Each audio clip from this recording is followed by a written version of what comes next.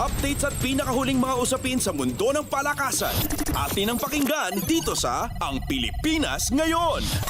Magandang araw. Narito na po ang Sports Balita. Nananatiling malinis ang record ng Strong Group Pilipinas sa kanilang kampanya sa 43rd William Jones Cup na ginaganap sa Taiwan.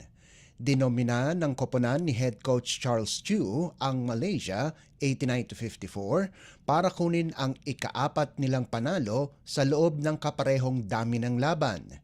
Nanguna pa rin para sa Strong Group si import Chris McCullough sa nagawa nitong 16 na puntos, 5 rebounds, 1 assist at 1 steal. Lumipad na naman si Renza Bando sa natipon nitong double-double na 14 na puntos at 10 rebounds, sahog pa ang 3 assist, 2 tapal at 1 steal. Nag-ambag din sina Tahuan Aji na nagtapos ng may 12 puntos at 7 rebounds, habang nakalikom sina Ange Kwame at Derek Fenner ng 11 at 10 puntos ayon sa pagkakasunod. Samantala, ang paparating na Barangay Ginebra guard na si RJ Abarientos ay minandohan ng Strong Group sa nagawa nitong 9 na puntos, 12 assists at 5 rebounds, at ang bagong Northport player na si Dave Ildefonso na nagtapos ng may 8 markers, 4 na rebounds, 3 assists at 3 steals. Makakatapat naman ng Strong Group susunod ang Future Sports USA sa hangaring makuha ang kanilang ika-5 sunod-sunod na panalo at manatiling malinis ang kartada. Updates at pinakahuling mga usapin sa mundo ng palakasan. Atin ang pakinggan dito sa Ang Pilipinas Ngayon. Sinimulan ni Filipina tennis star Alex Ayala ang International Tennis Federation o ITF tournament sa isang tagumpay pagkatapos kunin ang kanyang unang panalo sa women's doubles tournament sa Vitoria-Gasteiz, Espanya. Pinataob ni Ayala at ang kanyang French partner na si Estelle Casquino ang Spanish sisters na sina Jimena at Carolina Gomez sa loob lamang ng 2 sets, 6-3, 6-2.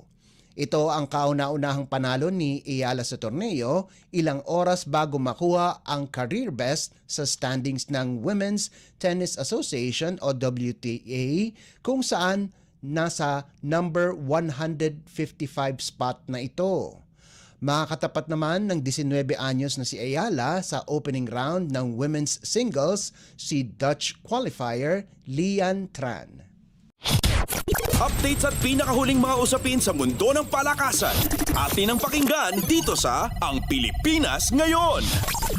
Pangungunahan ng mataas na lumipad na guard at dating Letran Squires na si Andy Gemao ang Gilas Pilipinas Boys sa kanilang kampanya sa FIBA Under-18 Asia Cup Southeast Asia Basketball Association o SIABA qualifiers na formal na magsisimula sa Biyernes, ika-19 ng Hulyo sa Kuala Lumpur, Malaysia.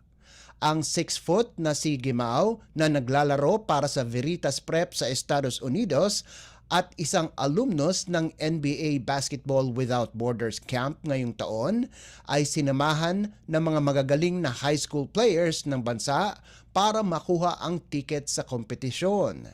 Nakatakdang ganapin ang FIBA Asia Under-18 mula Setyembre 2 hanggang 8 sa Jordan, kasama ang mga Asian powerhouse na China, Japan, Iran, Australia at New Zealand na kwalipikado na.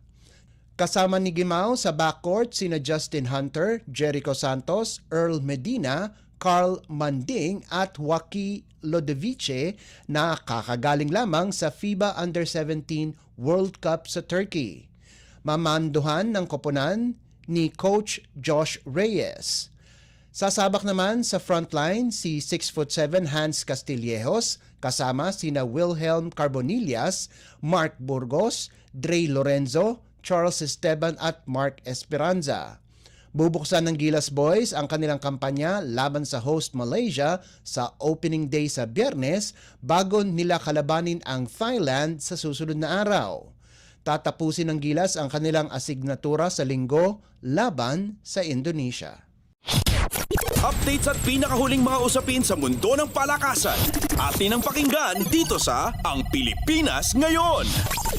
At yan ang pinakahuling balita sa larangan ng palakasan. Para sa Radyo Pilipinas World Service, ito po si Leo Magpayo. Magandang araw. Updates at pinakahuling mga usapin sa mundo ng palakasan. Atin ang pakinggan dito sa Ang Pilipinas Ngayon.